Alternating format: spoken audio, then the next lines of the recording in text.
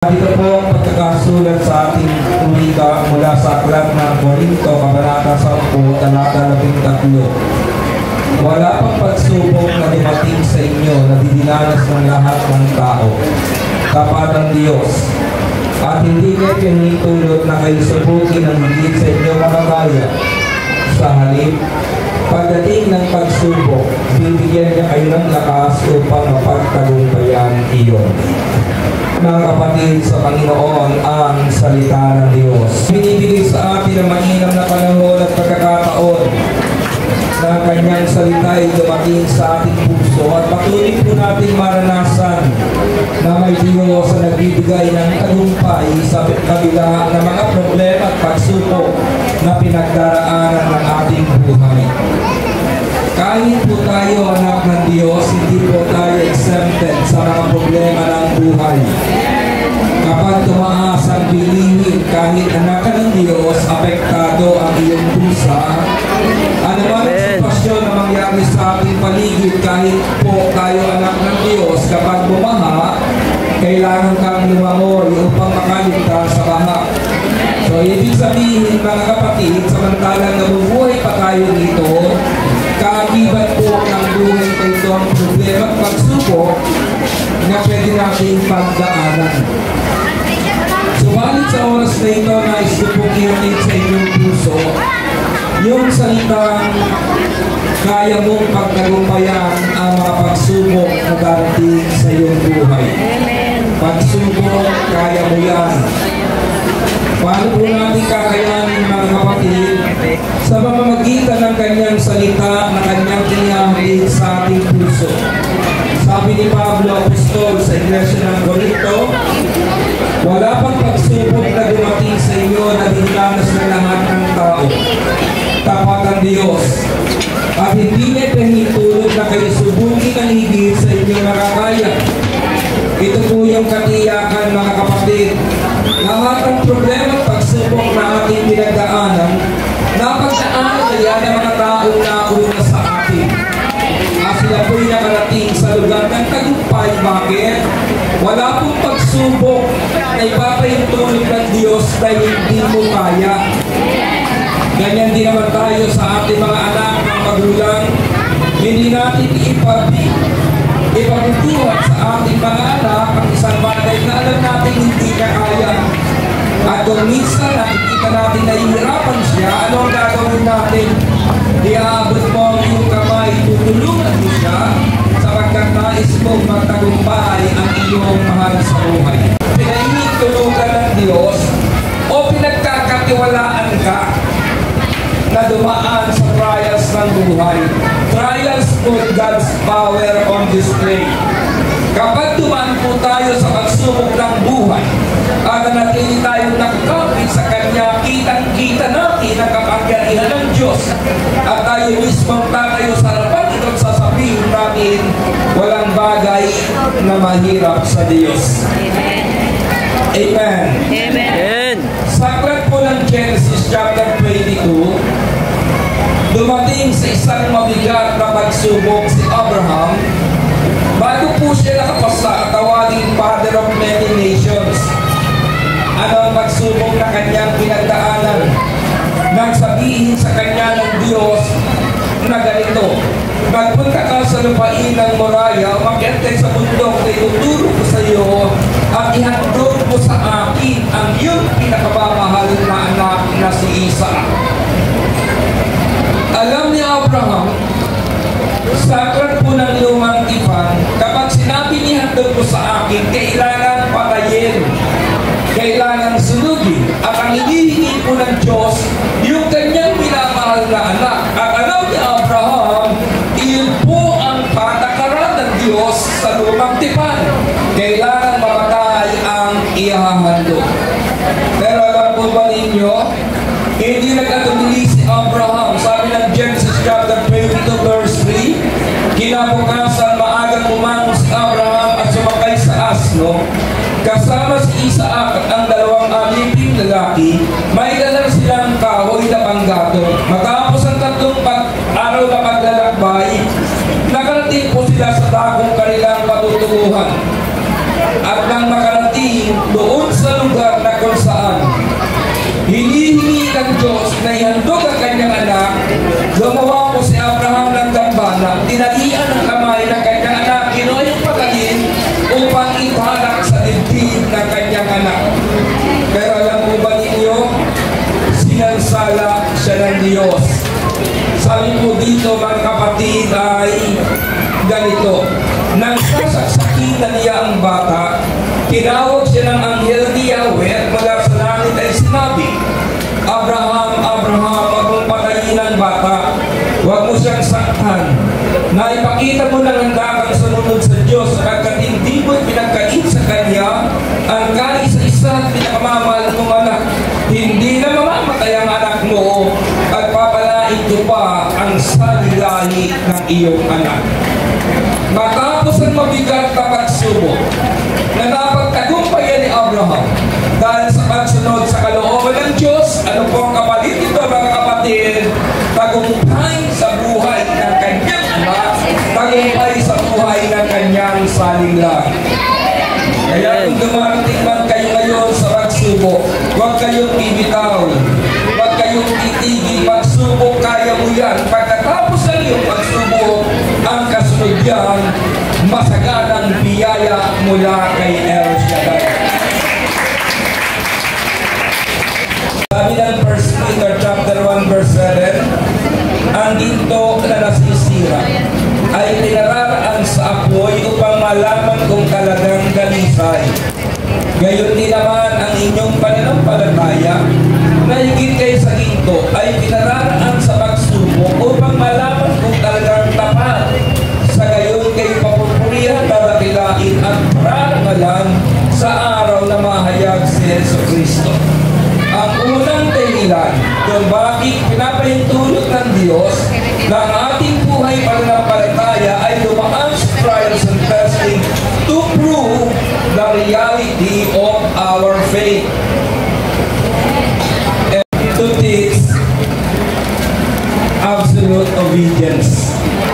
To teach us absolute obedience. Sa ating sariling uwigay, itong ibig sabihin, upang tayo turuan ng Diyos ng absolute obedience. Kasi, minsan ito ang totoo.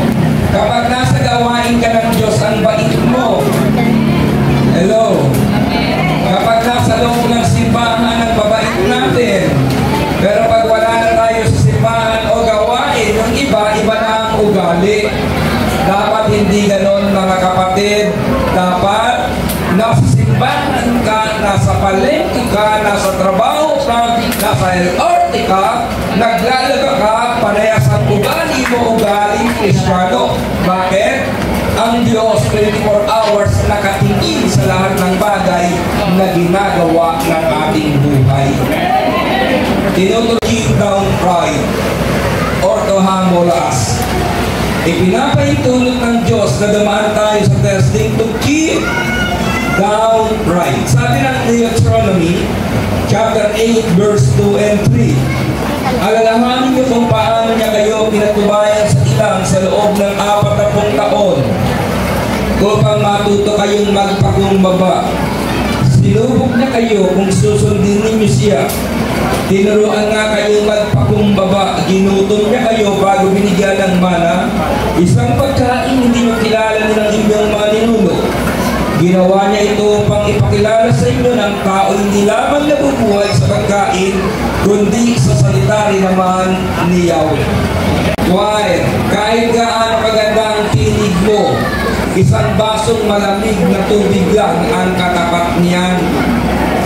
Kahit gaano tayo katalino, minsan ang katapat ng talino, isang pirasong balang ng saging. So wala tayong pwedeng ipagmalaki. Tumaraan tayo sa mga pagsubok, tinuturuan tayo ng Panginoon to teach us absolute obedience, at ang ikatlo, to keep down pride. Ika-apat mga kapatid, to develop and do respect for greater usefulness. Gising pa ba kayo? Tingnan ninyo, hindi. Marami sa inyo, puyat kagabi. Kaya ako nag-impress ako kayo, nagsusumikap kayo manatiling gising. Kaya kahit umihigap kayo, okay lang sa akin. Bakit nakikipaglaban kayo eh?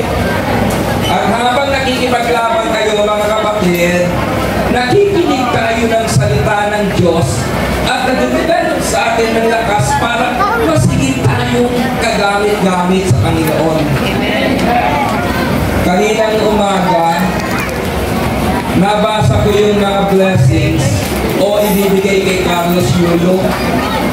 Napakarami mga kapatid. Talagang ma-amaze ka sa dami ng milyon na naghihintay sa kanya pag-uwi niya ng Pilipinas. Nakalagay doon sa ilalim nung nag-comment, sana all, sabi ng mga nag-comment. Pero ang sabi ko sa aking sarili, deserving yung bata sa dami ng blessing na kanyang tatanggapin. Bakit? Hindi ko madaling pagpaikot-ikot sa ere. Hindi ba? Sumakay ka nga lang ng trike, nahihilo ka na eh. Yung makayang umikot-ikot ka, bakit mo na-develop ng ganun mga kapatid? Kasi gaano mang kabigat na pagsubok, tuloy lang yung batang ito, at dahil tuloy siya mga kapatid, nagtatagumpay, nagkakaroon ng lakas ang mga taong hindi umatras sa pagsubok ng buhay. Ang ika-apat, ito lang po itong ibibigay ko sa inyo. Ang ika-apat, to develop enduring strength for greater usefulness. Ika-lima, importante ito mga kapatid na maintindihan ninyo. Why does God allows trials and testing?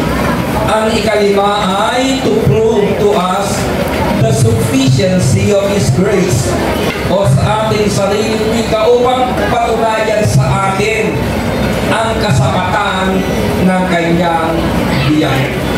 Ngunit para hindi ko ipagyabang ang kamangha-manghang pahayag ng Diyos sa akin, ako'y binigyan ng isang kapansanan sa katawan na nagsisilbing pamalo ni Satanas upang wag akong nagpalalo. 3 beses kong inilangin sa Panginoon na alisin ito, ngunit ganito ang kanyang sagot: ang tulong ko'y sapat sa lahat ng pangangailangan ninyo. Lalong nahayag ang aking kapangyarihan kung ikaw ay mahina. Kaya buong galak na ipinagmamapuri ko ang aking kailangan upang palakasin ako ng kapangyarihan ni Kristo. Ipinapahintulot ng Diyos na dumaan tayo sa testing ng buhay to prove to us the sufficiency of His grace. Pinatutunayan sa atin ng Panginoon yung kasapatan, mga kapatid, to teach us to value God's blessing. Ito, simple lang. Pag nasingitan ang ngipin mo, napaka-importante sa inang toothpick. Pero kapag walang singit dyan, mga kapatid, kahit may toothpick sa harapan mo, baliwala sa iyo yan.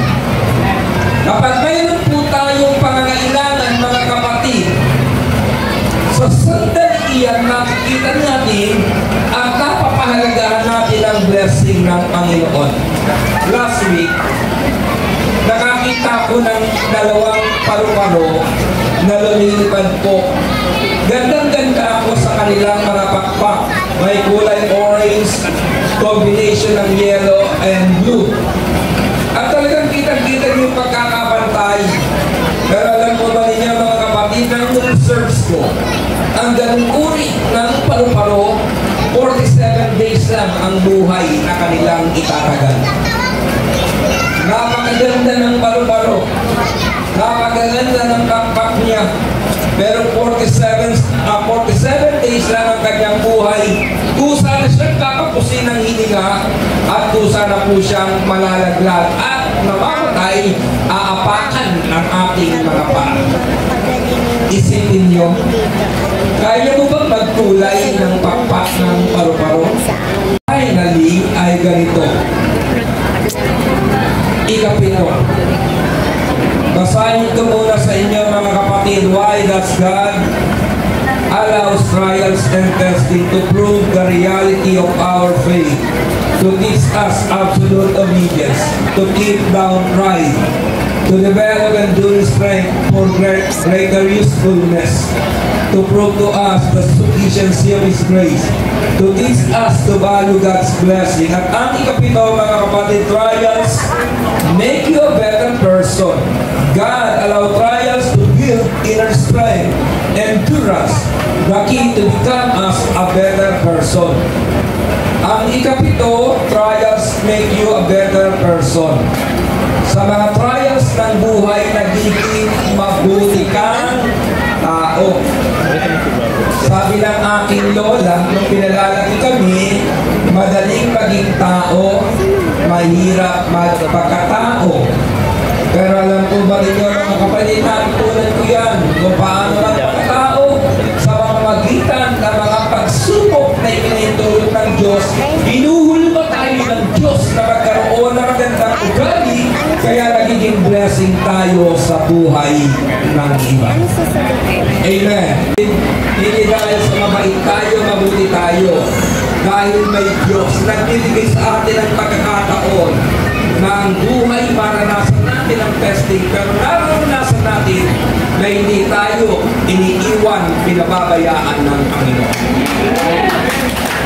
Kaya naniniwala ako ngayong gabi nito, ngayong ika-8 anniversary ng gawain ng Panginoon, may biyayang inlaan si El Shaddai sa ating buhay. Pagpalain mo po ang kanilang mga prayer requests.